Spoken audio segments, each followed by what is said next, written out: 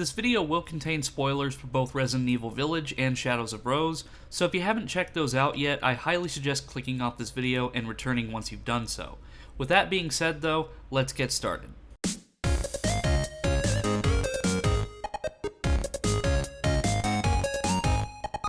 This video is sponsored by the coldest water. Drinking more water is something a lot of us should be doing and something even I still struggle with from time to time. Looking at a big jug of water can be pretty intimidating to me and of course to others, so I'm really happy to show off the coldest 21-ounce sports bottle. It's convenient, small, and extremely portable. You can stick it in your bag when you go to work, you can take it to the gym, or you can just twirl it around your fingers if you're so inclined. I mean, are you still drinking out of those plastic cups at the office? Well, no more. This bottle can get you through your entire work shift and then keep your drink cold for up to 36 hours or more. And if you have a hot drink like coffee, you can keep that warm for up to 12 hours. I'm happy to say that your ice is right at home in this insulated bottle. One thing I really enjoy about this kind of bottle is this is one of the few bottles like this that has a built-in straw, so it has ease of access and you don't spill your drink all over yourself when you're in your vehicle. Check the link in the description and use our code CWILD for 10% off your first order so you can get one too. So I've already given my thoughts about Village in a previous video, but recently the Winter's Expansion DLC came out, which adds new playable characters and mercenaries, a third-person camera mode, and the Shadows of Rose DLC, which takes place 16 years after the end of the main story. I think I'll start off with a third-person camera perspective, as that's what my footage on screen represents, and really for a game that was originally built to be first-person only, I'm genuinely surprised at how well the third-person mode flows with the rest of the game. It feels a lot like RE2 and RE3 Remake in terms of the movement, and I think that's what they were actually aiming for. I recall in one of the previous videos, when they were talking about the release of Winters, was that they wanted to make it similar to those games.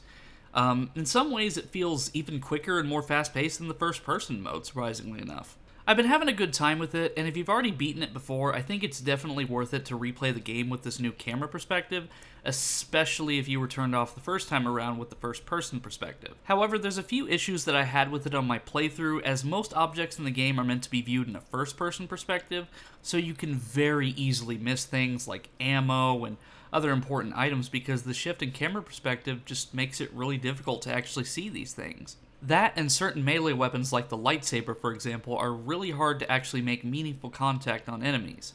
It's a really cool weapon and it's even cooler looking in third person, but since it doesn't have any custom attack animations and just reuses the ones from the various knives in the game, it doesn't really account for the actual length of the blade, so it's very hard to actually properly aim certain strikes. This is kind of a segue into another previously released DLC, but the Samurai Edge is surprisingly enough the weakest gun in the entire game. When you first get it, it's fine, but as soon as you upgrade your starter pistol, the Samurai Edge is absolutely worthless. It looks cool though, and if you want the classic Resident Evil experience, just use that in third-person mode. The Trauma Pack DLC of the game is interesting if you like the bonus lore, but the weapon charms and other stuff should really stay in Call of Duty. Now moving on to Shadows of Rose. I really enjoyed the story DLC because it really brought back the sense of claustrophobia and fear that the remakes did.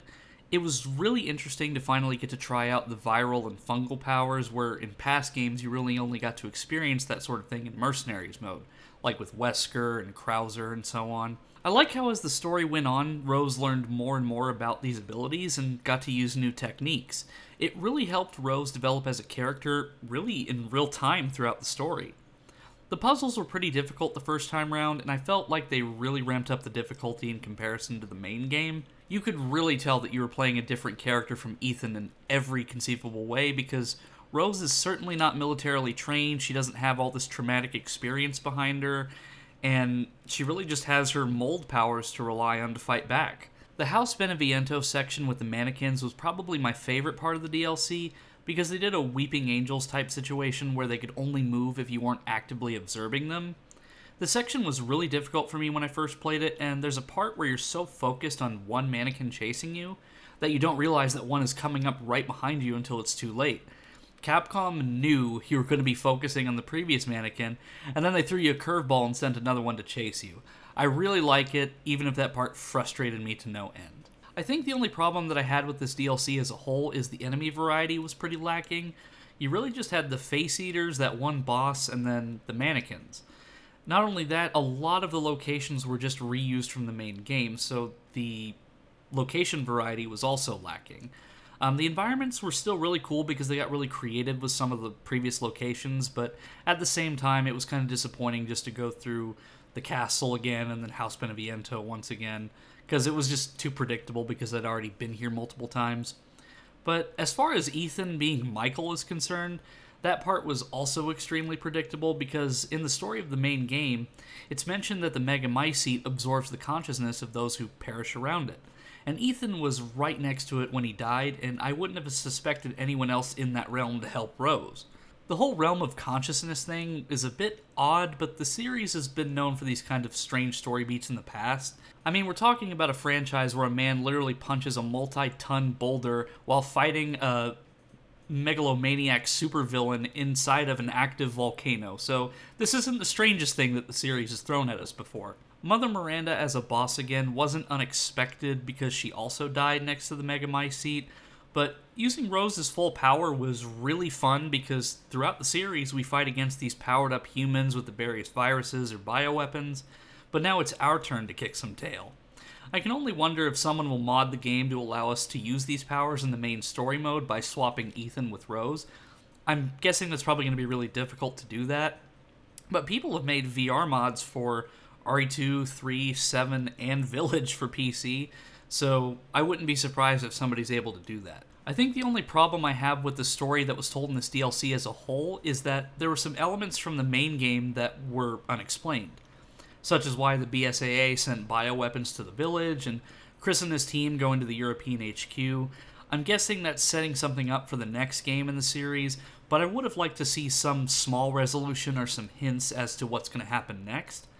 I also maybe would have preferred Rose to have appeared in another title down the line, so we could see her grow as a character from start to finish in a full game. That and also the Hound Wolf Squad was really just background elements, like we didn't really get to see why they were so awesome. Of course, technically the character at the beginning of the DLC was a quote-unquote member of the Hound Wolf Squad, but Resident Evil Reverse is the only opportunity that we really got to see them in action. But in the end, I'm really satisfied with how it ended because I really wanted to see Rose meet Ethan again, and just, it completes the story for me, and it was really bittersweet, and much like Devil May Cry 5, I'm satisfied with this being the ending to the Winter story, but I definitely cried a little bit at the ending. I'm not going to lie about that, but overall, I really enjoyed this DLC, but I hope some story elements get resolved in the next Resident Evil mainline release, or even some side stuff in Resident Evil 4 that doesn't compromise the main story of Resident Evil 4. Because we already have the connection of the Duke, so who knows? But anyway, thanks everybody for watching, and we'll see you again soon.